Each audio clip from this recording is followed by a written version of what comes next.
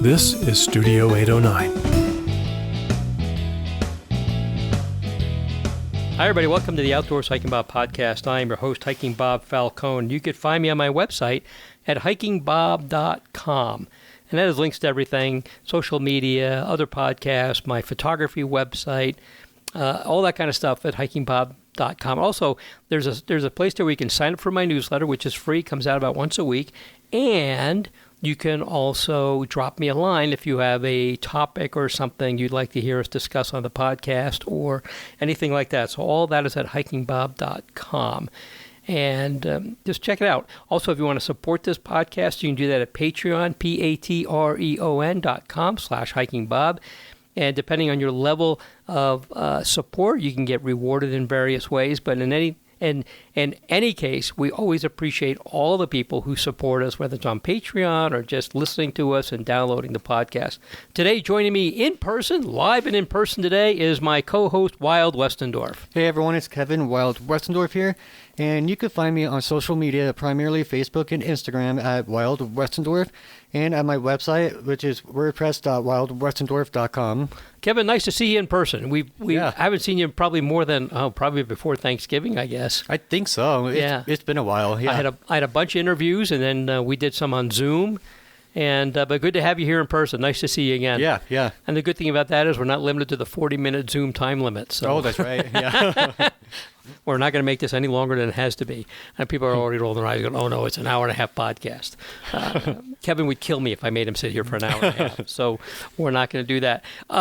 Two quick notes, one of which is some of you may recall that a while back we said we were no longer part of the Studio 809 podcast family. We are now back in with Studio 809 podcast.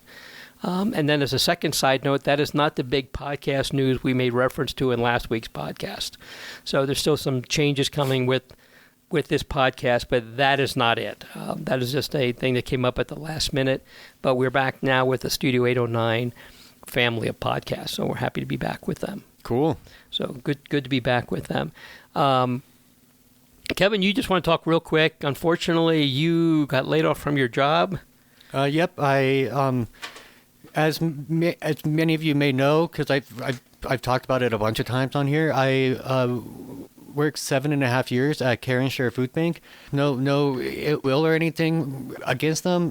It was an amazing time there and experience. I learned and grew a lot. But unfortunately, just due to restructuring and such, they had to let 11 of us go. So it was a pretty big hit. And I just wanted to bring that up in case if any of our listeners knows of a heads up of a job opening that I might like. Obviously, I want to try and stay local, maybe try and stay with a nonprofit, but I am open to anything.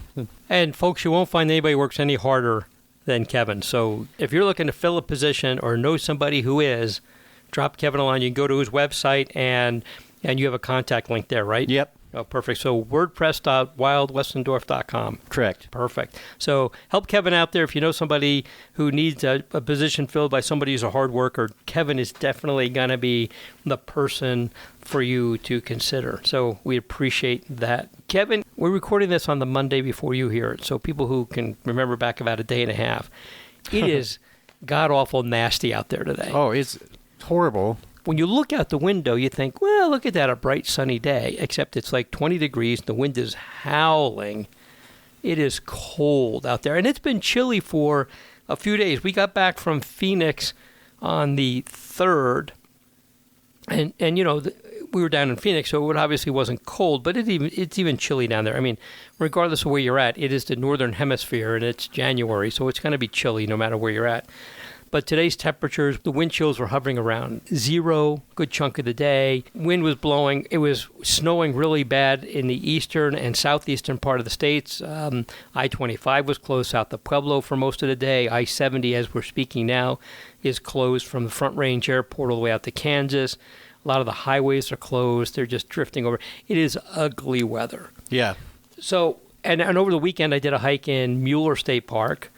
And, you know, there was some snow up there. It was cold. So I think it's a good time that we should probably just refresh people on two things, one of which is how to be prepared for being outdoors in this kind of weather, and B, where you can go. Where can you hike in the winter around here? Because a lot of places that we know of are either closed or they may be inaccessible. You just can't get to them. So I guess, and we can go back and forth on this. I guess the number one thing I always want to tell people is when it's a day like it's been today, there's no reason to be out there. Correct, yeah. Now, I know people are going to say, I have plenty of warm weather gear and I can go out there and be warm. Yeah, you can. But should you? It is almost on the level of being borderline life-threatening weather. And, yeah. and you may be dressed well for it, but all it takes is, and we've talked about this before, Kevin, and we pick on people who go out ill-prepared, but even the most prepared people can slip and fall, twist an ankle, and then end up being stuck someplace waiting for a rescue. This is not the kind of weather to be out there in. It's nice to be in the mountains when it's windy, because the trees block a lot of that wind and it's much calmer. But this is the type of weather where the wind is so strong that you don't want to be on a trail and get hit by a tree that gets knocked down. But I've been on the trails after a windstorm, and it's not pretty. Right. And it's just, yeah, like you had said, it's not safe. Right. I did a hike in the fall when we were down in Salida. I did a hike that ran across the top of Monarch Pass along the Continental Divide Trail, Colorado Trail, kind of run together up there. And that day I was doing that hike. It was howling wind. It was also 70 degrees. Okay. So it was uncomfortable being in the wind, but I was also, the trail was jumping back and forth on this ridge, so sometimes I'd be on the other side where I was protected, and sometimes I wouldn't be. I would not, in any kind of good consciousness, think about doing that hike this time of the year. If you can get up there, I mean, Monarch Pass is open year-round, so you can snowshoe your way up there, or cross-country ski your way up there or something. But this is not the kind of weather to be out there. If you don't need to be out there. No, I was a firefighter. I had to be out in everything. It just didn't matter. It was my job to be out there and everything. I cannot imagine that you would want to be out there. So, and I know I'm going to hear from people, well, that's just wussy and stuff like that. Well, call it whatever you need. But, it's hiking. It's just a sport. It's just an activity. There's no reason to stick your nose in. You know what? The day after we record this, it's going to be 40 degrees and there's not going to be any wind. What's it going to kill you to wait 24 hours and go out and have a nice hike where you're not fighting the wind and cursing that how miserable it is or anything like that? So the first piece of advice is if you don't have to go out and this kind of stuff, just don't. Just wait. It's not going to hurt you to wait a day. And even if you're somebody like me who keeps track of every single hike and every single mile you do or anything like that, it's just not necessary. It's fine if you go a few days a year without hiking. I'm definitely taking advantage of the better weather for the rest of the week since I suddenly have a lot more free time. So, whoops. But yeah, on Monday though, I stayed inside all day. Yeah, I mean, I did too. I didn't even take Cole out for a walk. I let him run around the backyard a little bit, but that was about it because it was just a miserable day out there.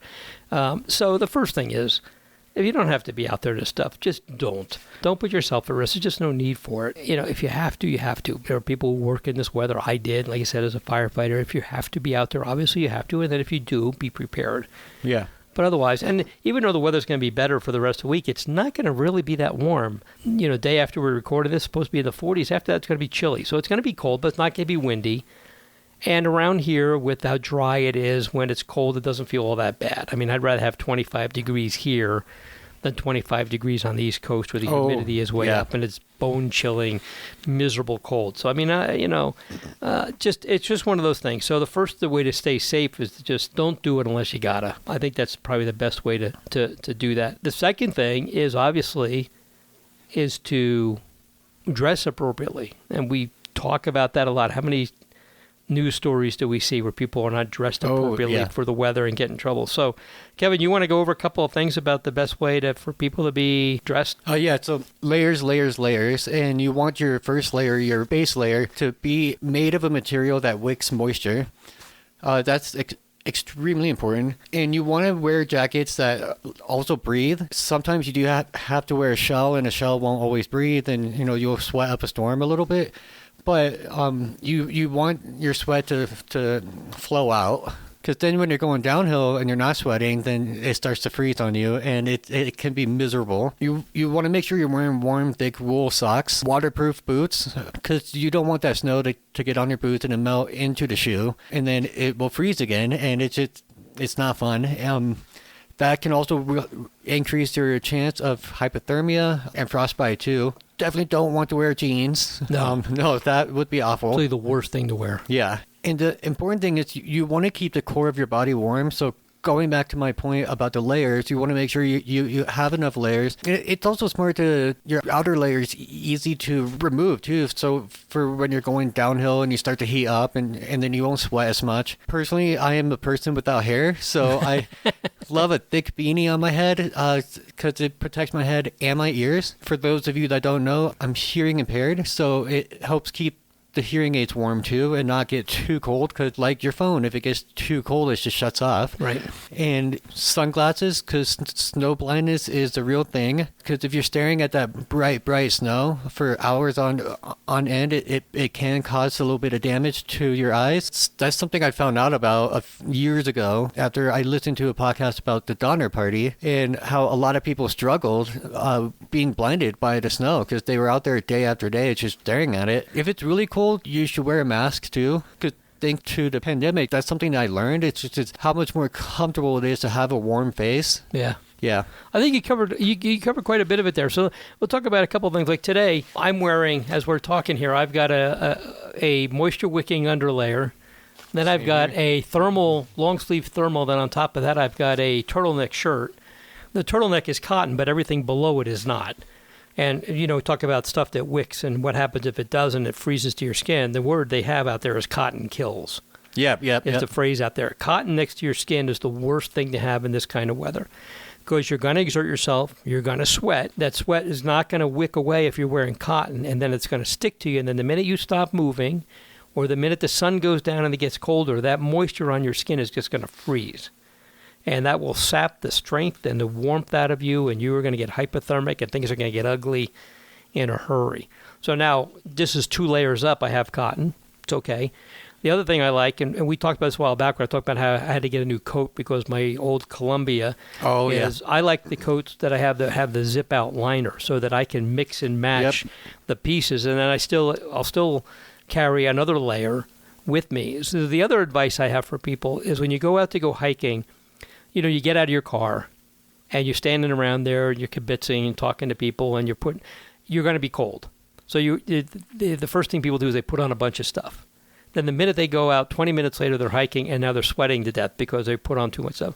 So my suggestion is dress warmly, put on what you feel to get warm, and then take 1 layer off. Yep. While you're standing there, but pack it with you. Don't leave it behind. Pack it with you because you're probably going to need it later. But pack it with you so you have it, but take at least 1 layer off, probably one of the thinner under layers. Take it off, pack it with you, and take it with you when you need it later. Because if you dress while you're standing there to stay warm, when you start out and start generating heat, you're going to get hot in a hurry. Exactly. So I think that the best thing to do is I always suggest that take 1 layer off. I've gotten to the point where I know what I need, and I don't put them all on, take one off. I know what I need to exercise with in with the temperature, and then I just stick another layer or 2 in my bag. And some of these layers now with these polypropylenes and stuff are real small. You can jam a couple of them into the bottom of your backpack so you can pull them out when you need them, and they actually do provide a lot of warmth and stuff like that. The boots, insulated boots, yes. This is the time of year to get those. Waterproof boots, completely agree with that. Now, every time I mention waterproof boots, people say, I don't like waterproof boots. My feet just sweated and blah, blah, blah. My feet don't sweat, so it's not an issue for me. That's fine, but not in the winter. You mentioned, your feet getting cold. Nothing is more miserable than when your toes start to freeze up. Oh, it's awful. It is the worst. It hurts. It hurts. It's uncomfortable. It is the worst feeling in the world. You could argue about waterproof boots in the summer all you want. I wear them all year round because I'm in and out of stuff. My feet don't sweat. That's fine. If that's not your bag, that's fine. But in the winter, even with our dry snow that we have here, you're still going to get wet. Wear the waterproof boots or waterproof boots that you already have. Put Snow Seal on them or whatever and get them waterproof. Keep everything. The 2 things you got to do is keep everything dry and keep everything covered. In my experience with my feet, that's the hardest to warm up. Oh, yeah. Area, because I could warm my hands up really fast. I have gotten in the car and I put the heat on full blast and I drive a half hour home and my feet are so cold. and stuff. Oh yeah, yeah. Nothing worse than nothing more miserable than frozen toes. It's just it hurts so bad. Which reminds me, I've learned to always bring a second pair of socks too, especially when you get back in your car. It's nice to just take the sweaty pair off or the accidentally snow melt pair off, and just put the dry ones on. It makes a world of difference. While you're doing that, just bring an extra pair of boots to get into if your boots have gotten wet. That's also a great idea. The other thing, you mentioned headgear. Now, there used to be this myth out there that you lose most of your heat off of your head. Not true. You lose heat off of anything that's uncovered. Yeah. There's been science that show that you don't lose any more off your head than you use anything else that's uncovered. A lot of people are in the habit of not putting anything on their head, so they go out without putting a hat on. Cover up everything. Definitely a nice beanie on your head is the way to go. I have a collection. You know, I've talked to you about my collection of boots. I have a collection of beanies. Same here, yep. The mask idea is a good idea, but I have an even better idea, is get a buff. One of those. Oh, yes. Because I forgot about those. Because what helps with that is I find that a lot of times, no matter how much you zip up your jacket, your neck is always a little bit exposed. Yep. So I always wear a buff, even if it's just around my neck, to keep it, insulated. But if I have to, I can pull that up over my face to either rob a bank or to keep I'm not robbing a bank, or to keep your face warm and everything like that. So just take a buff and stick it over your neck, and then you can pull it up over your ears if you have to. You can do all kinds of things with one of those things. There's all kinds of stuff you can do with them. But just take one of those and put it around your neck, and that keeps your neck warm. The more you're covered, the more comfortable you're going to be. And then you can go out there when it's a bazillion degrees below zero and go snowshoeing or go cross-country skiing or hiking or whatever the heck it is you want to do. Not on a day when the wind is howling at 60 miles an hour. Yeah. Don't do that. I can also add that for socks, the bulky socks are good, but what I like to do instead of doing the bulky socks, I like to layer the socks. Oh, so okay. I'll get like a pair of polypropylene liners and then put on a relatively thick pair of socks, not real bulky, because the way my boots are sized, if I put on anything too bulky, everything's too tight. Okay. And if you wear shoes that are too tight, you need a little bit of air circulation for insulation. If you wear them too tight, you don't get that insulation. You're actually going to get colder faster. If you put on bulky socks and you get in your boots and they're very tight, you probably want to ditch the socks and put on like a liner sock and then another decent thickness sock over that, and then in your insulated boots. And that might work a little better. But it depends on your boots. I'll try that, yeah. If you got those big, bulky snow boots, they're designed for big, bulky socks. So just go with that. That'll work. I have big, bulky socks for my big, bulky snow boots. So all of that's great stuff. You mentioned your hearing aids, and you want to keep those warm. So we all rely on our cell phones a lot, probably more than we should, or other electronics. I carry a GPS, and maybe you're listening to your iPod. I'm probably the only person who still has an iPod. But in any case, we're listening to stuff. We have electronics with us. It's just the nature of the beast. What happens with that is cold weather slows down the chemical reactions that occur in batteries that makes them generate electricity. So when they get cold, they act like they're dead. They're probably not dead. It's just that their chemical reaction is slowing so much that they're not producing electricity. So a couple ideas for that. A, carry a spare battery pack so you can recharge it. But the easiest thing to do sometimes is when you have your cell phone, stick it in a pocket. Oh, yeah. Inside. Like if you have a shirt with a pocket, stick it in there underneath your coat. That your body temperature is going to keep that pretty warm. And that alone is probably going to keep your cell phone working a lot better than if you had it like in an outside pocket or anything like that. So I stick it inside, and your body heat plus it's under that insulation really helps to keep things warm. And, it may be your emergency lifeline. So do that. But I always recommend, no matter what time of year, carry a spare battery pack that you can plug your phone into, in case you need to charge it or something like that. Don't forget this time of the year, too, it's dark out there. It gets dark early. Oh, yep. And I did a hike in Mueller State Park the other day, and I ended up doing the last mile or so in the dark because I got a late start, and I was, I'm stopping, taking pictures and looking around and stuff. Carry a headlight. It gets dark early, and it gets dark fast. And also, when it gets dark, it gets cold quick. Oh, yeah. So be prepared. I was totally fine. I was wearing my new coat with the different layers and stuff, and it felt perfectly fine. It was comfortable the whole time. It really felt good. But it got dark. I had to have a headlight on to find like I said, the last mile. I think I do. So it was maybe a half an hour. I was in the headlight. It was fine. But I had the stuff with me. I had everything with me, and it's a rechargeable headlight. First thing I did when I got in the car, plugged it in, topped it off. Because if you don't do it right away, you're going to forget. The next time you go get it, you go, oh crap! I used that thing 2 weeks ago and forgot to charge it. Yep. it may not be charged. No, I want to get a rechargeable one too, because I'm always forgetting to get batteries at the store. And so when mine starts to run low, I'm like, okay, like I was just at the store, so now let's go back out because I'm leaving for a hike soon. And yeah. If you get batteries, my suggestion would be if you get a flashlight or a headlight takes AA's or AAA's, spend a little extra money and get the Energizer lithium batteries. Okay. They're the silver batteries. They cost a bit more. They're actually pretty expensive, but they last about forever. You buy a 4-pack of those, and it'll cost you about $12 Okay. for that. And just stick it in there. They have a shelf life of like 10 years. Oh, wow. So anyway, all good ideas. Wear the appropriate boots, the footwear. This is not time to be out there hiking in your trail runners unless you're on completely dry stuff. Bring traction devices, yak tracks, snowshoes as needed. If you're not into snowshoeing, if you're not sure about snowshoeing, you can rent a pair and see what you think of it. I love snowshoeing, and it's fun. When I was in Mueller, I probably could have snowshoed. The trail was packed down, but there was enough. Some of the trails were wide enough where there was enough unpacked stuff next to it. I could have snowshoed, but I was wearing I got a new pair of cleat type traction aids, and it was just fine with those. I wasn't slipping or sliding or anything like that. And the other thing is, of course, watch the weather forecast, plan your trip accordingly, all the usual stuff. Watch the weather, plan your trip, make sure you know where you're going, make sure you know where you're going to be, make sure you tell somebody, tell them when they expect to be back, who to contact if they can't find you, or you don't make it back, all that kind of stuff. All that, and probably even more important, because in this weather, survivability, if something happens to you in this kind of cold weather, drops really fast. And rescue takes longer because of the weather. So there's two things working against you in case something happens. The weather's going to affect how your survivability, and also going to affect how fast people can get out there to you. Yeah. So just keep aware of all that kind of stuff. And of course, the usual water, food. You are going to exert yourself. It is harder to hike in this stuff. True. So you're going to be doing all that stuff. So a couple of little things. I think it was the Christmas podcast, we talked about this is a good time of year to buy winter stuff. And my email is going off on everybody having a winter clearance sale. So we have plenty of winter left here. We have at least another 2 months of winter, January, February, going into March. Now is the time to grab up those bargains, either for stuff you need right now or stuff you might think you think you might need in 12 months.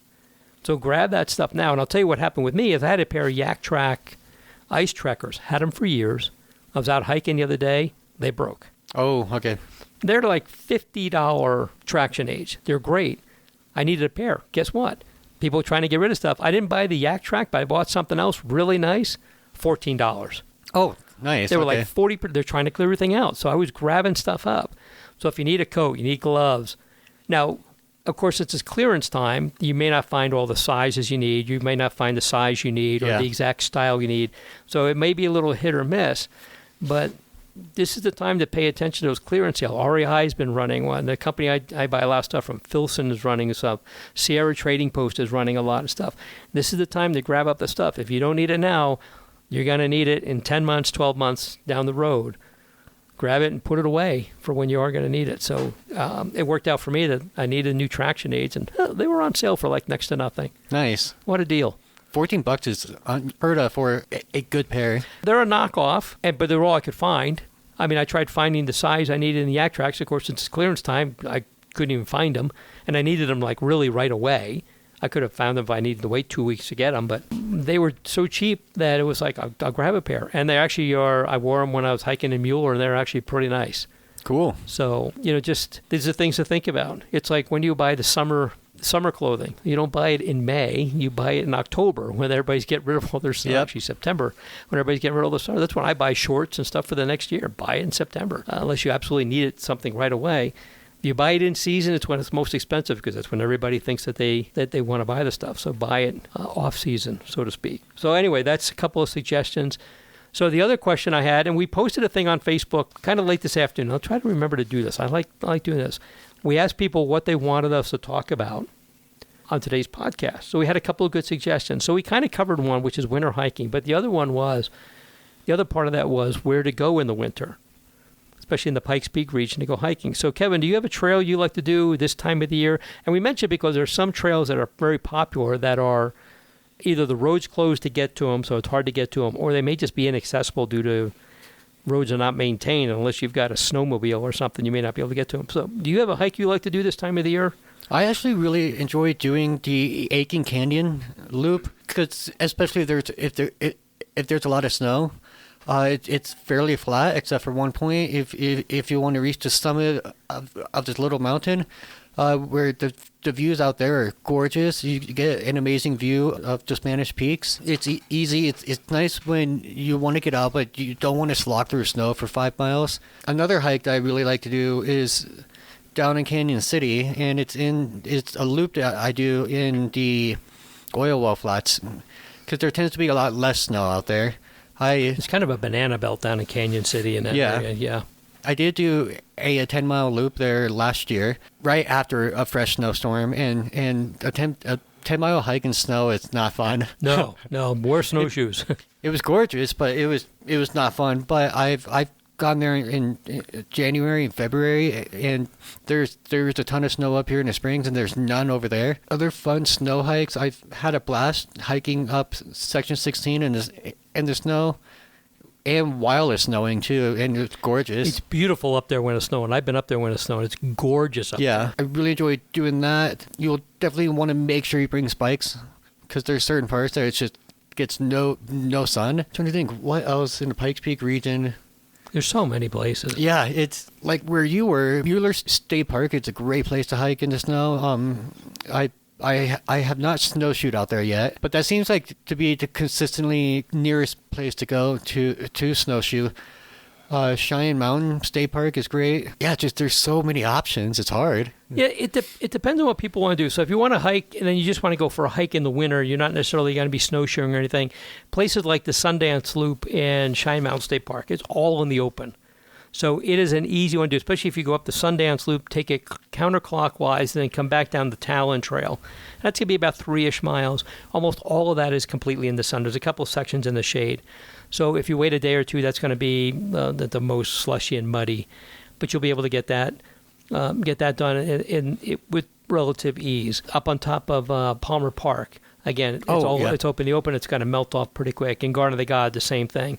If you want stuff with a little more snow, then Mueller State Park, gorgeous state park, any time of the year. Yeah. And they do a really good job of giving you trail conditions. So you stop in the visitor center, they can tell you where to go snowshoeing. And they have a grooming machine for grooming some of the trails that's right. for cross-country skiing. So if you want to go cross-country skiing, that's a good place to go. As a side note, I got a generous invitation for somebody to take me cross-country skiing. So look for that in an upcoming podcast. Oh, I'm excited to hear about that. It may be from my hospital bed, but, no, it's going to be great. So they actually groom the trails there for cross-country skiing. Staunton State Park. Now, it's a bit of a trek. It's a 2-hour drive from here, but it's up in the mountains. Near Bailey, it's way up there. They get a lot of snow. They do a really nice job on their Facebook page with posting trail. Like today, I was reading it today, like, this trail has got snow on it over a layer of ice. You must wear traction. Bicycles aren't recommended and stuff like that. They do a really nice job of giving trail conditions up there. And they'll tell you, hey, we just had snow. Today's the day to go snowshoeing or something like that. Really nice information that they have up there. In Colorado Springs, pretty much any trail you hike in the summer, you can hike in the winter. Yeah. It just depends. Now, there's some very popular places nearby. The Crags Trail, super popular place, but they closed the road leading to it, into the parking lot, about a mile or so down in the winter because people were just running off the road and they were spending a lot of time pulling people out. And you can't park at the gate there. So if you want to do that, you've got to come in from quite a ways away because the road cuts through private property. So the Crags Trail is a little bit difficult to get to unless somebody shuttles you up there or something like that. It's gorgeous, though, in the snow. It's beautiful in the snow, and I snowshoed there. Okay. Yeah, and it's beautiful in the snow, but it's hard to get to now because people are just getting stuck, and they just were tired of dealing with it. I get it. Yeah. So there's those kind of places to go to. Man, a place that I've hiked in several times, like in the snow and while it's snowing, is Spruce Mountain open space. Yeah, beautiful spot. It's gorgeous. Yeah, that's a great spot. And across the highway there, east of there a little ways, Lincoln Mountain open space. Oh, that's right, yeah. And that's nice because it's completely in the open, which means on a windy day like today would be miserable. But if you want to go up there and maybe wait a couple of days and didn't want to deal with the snow, that's so open up that I think the snow either blows off or melts off pretty quickly. Now, that might end up with being mud. So if you're not dealing with snow, you're dealing with mud. But it depends what your liking is. But if you want to be out in the sun, especially when it's cold, being out in the sun, warms you up a little bit. Lincoln Mountain's a great place to go too. Yep, done that one before too. Yeah. So yeah, Spruce Mountain Open Space, a great place. Lincoln Mountain Open Space is a great spot. Florissant Fossil Beds National Monument, another place that I really like to go to. Some of the trails are in the open, some are back a little ways. So if you want to go snowshoeing, that first place I went snowshoeing was up at Florissant Fossil Beds. Just a quick reminder, though, if you go to Mueller State Park or Florissant Fossil Beds, no dogs. And also That's right, Aiken Canyon, where you talked about, no dogs. So if you want to go with your pup, those are not the places to go. You can't have your dogs there. But they are great places. Florissant Fossil, I love Florissant Fossil Beds. It's got a variety of trails. None of them are really difficult because it's in that valley in there, because that valley used to be, and there's a sign there that talks all about it, but that valley actually used to be an ocean. Yep. In there. So it's really a cool spot. So those are some of the places that people can go to. I think, it depends on the experience you want, where you're going to go. Rainbow Gulch. That'd be a nice one. Is a nice place, and you can still get to there. They close, a good chunk of Rampart Range Road in the winter, but that part is open. So if you want to go hiking Rainbow Gulch down the Rampart Reservoir, you can do that. It just depends on what you're looking for. Lovell Gulch, and that's going to be a mixed bag. Some of that is down deep in a ravine, so it's going to be shady, probably icy and snowy. Then the upper part where the power line goes, going to be more open. It's probably going to be, a little drier there. But there's so many places that you can go to. Another place I love is the Catamount Open Space near Divide. As you're on your way out to Divide, there's a Catamount Open Space. You and I have hiked back in there. Okay, yeah. It's on the north. It's on the north side of the northernmost reservoirs on Pikes Peak. Okay, yeah. And that's another place I've been there while it's snowing. It is to die for. It is so beautiful back in there. And that's going to have a lot of snow on it because that's back in the mountains, back under the trees, so it's not getting a lot of light in there. Nice place to go snowshoeing. Bring your snowshoes for that one. Or bring just your winter boots and stuff like that. But that's another beautiful place. Parking is very limited there, so you'll probably want to try and do that on a weekday as opposed to a weekend. But it's gorgeous back in there too. Yeah, so that's that whole Catamount Ranch, Elder Fane Trail, Vanger Trail, all beautiful trails. They're free. You can take your dog up there with you, leash it up, and that when it's snowing lightly, it is gorgeous back in there. It is beautiful to be back in there. So these are all places you can go. Some of them you might want to you go to if you want to snowshoe. Some if you don't want to snowshoe and they're open, then they'll dry out pretty quickly. You can go out there. As people know, down here in the Pikes Peak region, Colorado Springs, the snow does not last long. Oh, no. It lasts a couple of days. Plus, there's so much traffic out there that if you want to go snowshoeing, you almost had to be out there right after it snows. Because after a couple of days, things get packed down because so many other people are out there. But there's plenty of places to go out there. Another question we had come up on Facebook was, and this is for people who hike around North Cheyenne Canyon Park, and it's because there's a trail closure there and a road closure. So here's what's going on. When you go into North Cheyenne Canyon Park, there's a Starsmore Discovery Center. So you make a right to go up North Cheyenne Canyon, or you make a left to go into the South Canyon and to go park. Well, that South Canyon Road is closed, and also part of the Chamberlain Trail, which goes on top of that little mesa just to the west of there and south of Starsmore Discovery Center, is closed. The scoop is that they're doing road work because they're replacing a really old bridge on the road. Now, if you remember, 2 years ago, they replaced all the bridges in North Cheyenne Canyon. This bridge is as old as those bridges were. Okay. So you get an idea that it's probably a pretty crappy bridge. And only because it's old. I mean, obviously it lasted this long. It lasted more than 100 years. It can't be too bad. But obviously, with anything else, with age, they don't last forever. So they're replacing that bridge. So they had to close the road, and they're also going to put in a new bridge for the Chamberlain Trail to go over the creek. So there's going to be a couple of bridges going in there.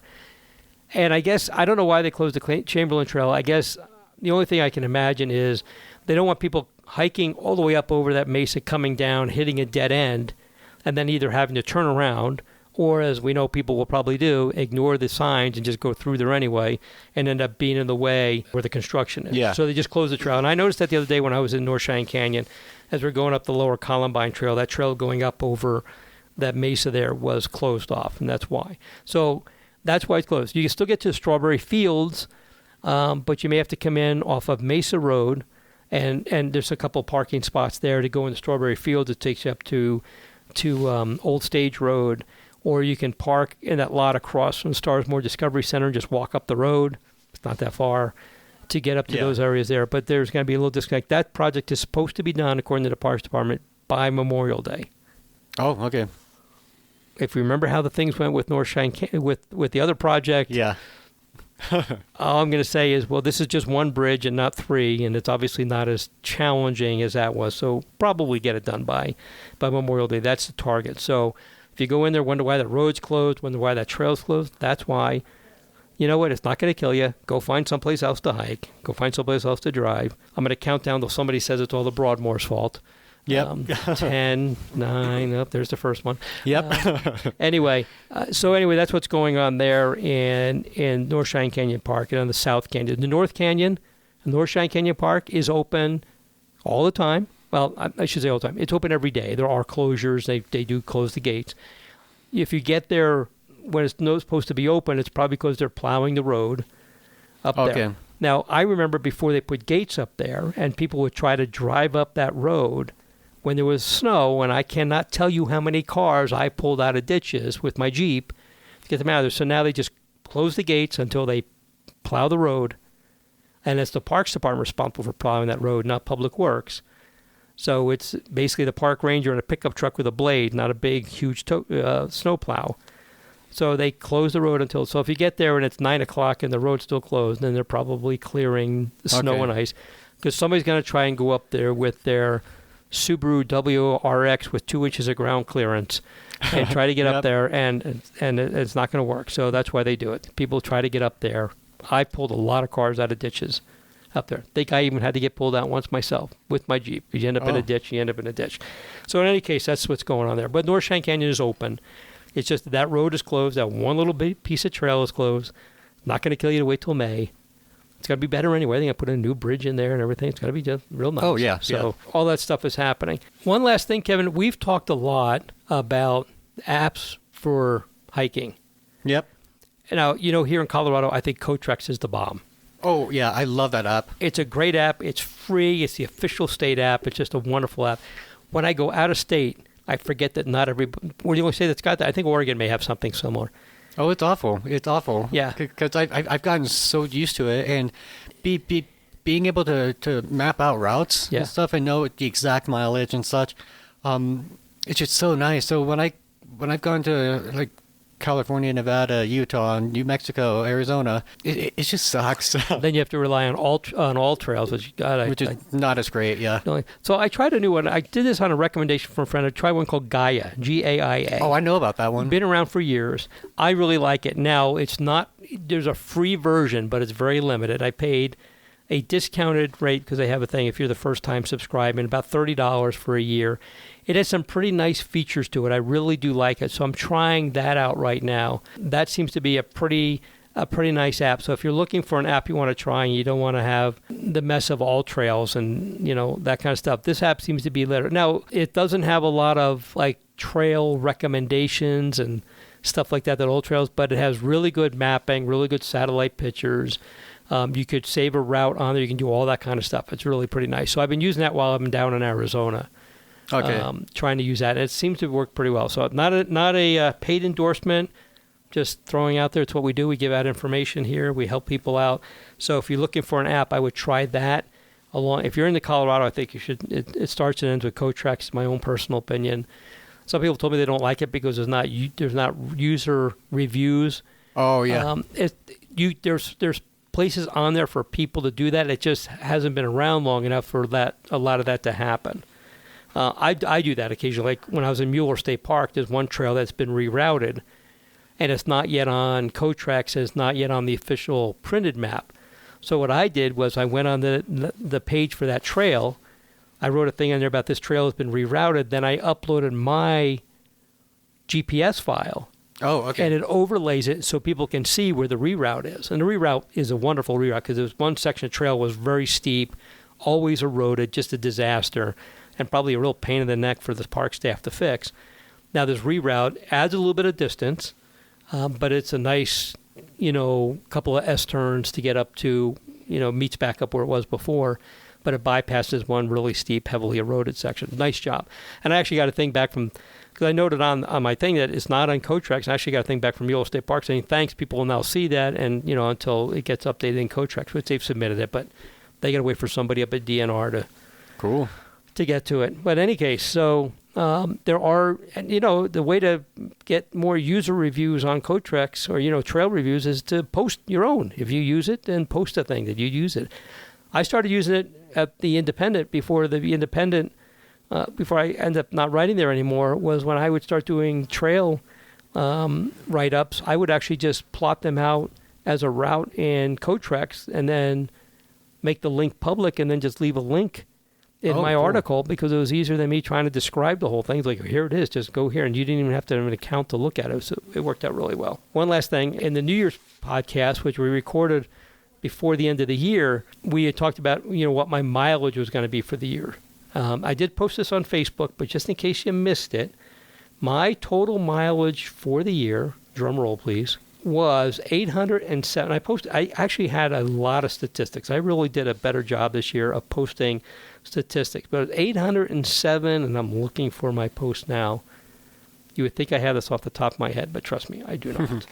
807.86 miles for 2023. Nice. That was the least amount of miles over 800 since I started getting over 800. This is the 6th straight year I did over 800 miles. 176 hikes, average of 4.59 miles. Not bad. Longest hike was 11.5 miles. So anyway, I added all this kind of statistics, if anybody cares to look at it. Most miles in 1 month was in November, 100.29.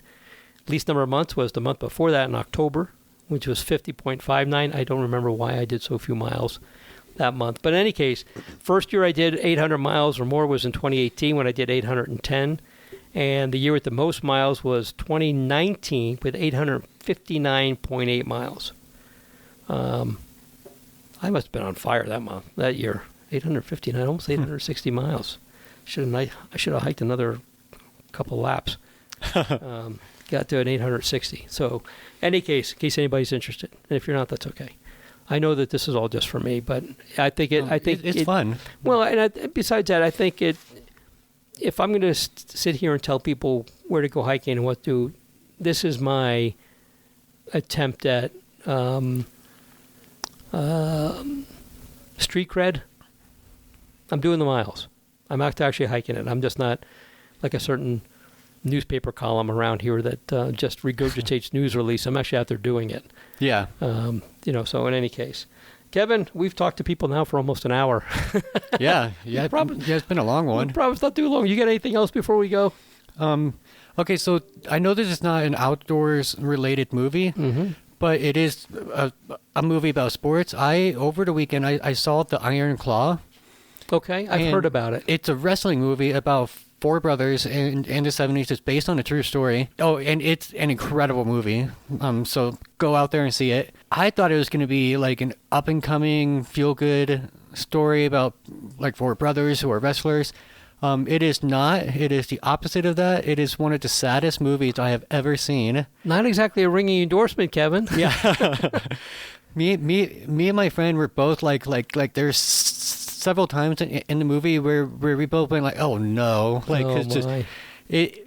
And the true story that is based on is even more sad than the movie was. So this is a true story. Yeah. Oh jeez.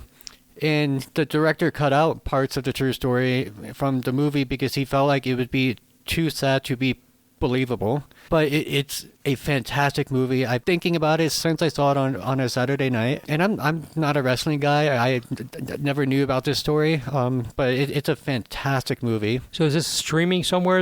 Or is it in the theaters? It's in theaters. Okay. I think you can rent it now on streaming, I think. Okay. Yeah. Iron Claw. Yep. Oh boy. All right. Well, I trust your word. So yeah. On a day when I'm feeling far too happy, like let's take that down a notch. It